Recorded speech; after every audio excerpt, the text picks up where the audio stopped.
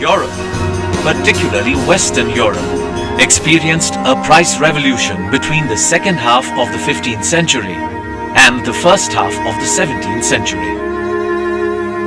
In these 150 years, a series of economic events led to a high rate of inflation.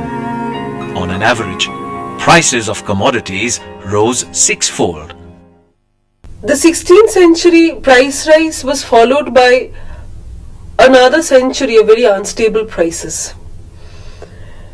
What rose significantly, the price of the commodity which rose significantly was the price of corn. And if you see that this rise in corn price started from the 1460s onwards, and through the 1520s it spread very rapidly and ended in the 1650s in the Low Countries, that is in the Netherlands, France and England, and after 1679 in Spain. It's not that it was only corn whose price rose significantly. The prices of other items also rose. But in comparison, if you make a relative assessment of them, then the rise in corn price was the maximum. And there was this phenomenon of very rapid rise in prices over very short periods of time, and followed by the devaluation of currency.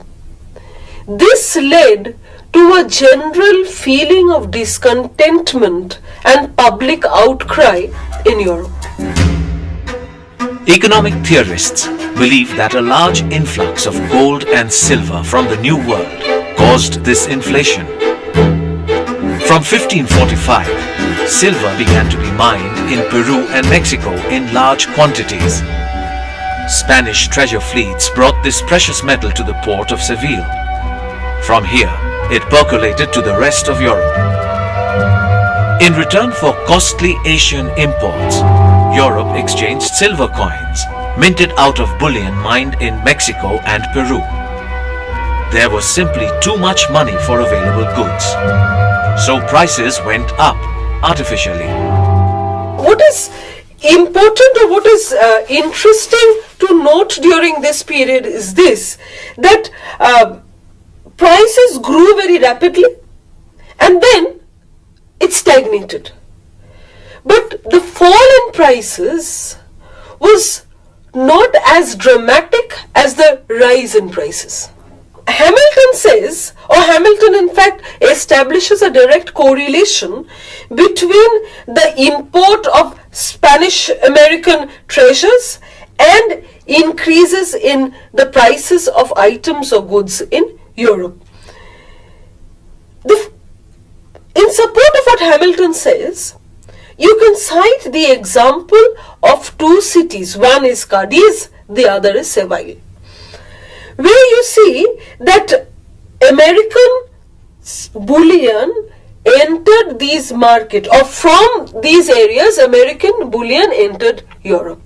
And if you see the rise in prices, then you'll see it started from these areas and then penetrated into the interior of Europe.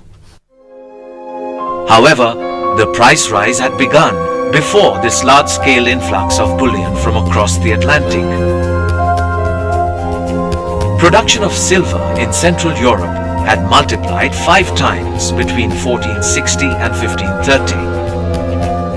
Though this input fell by 2/3 in the early 17th century, it was enough in fueling the early stages of inflation. Prices that had been more or less stable for 200 years suddenly began to rise steeply. One has to remember that it's not that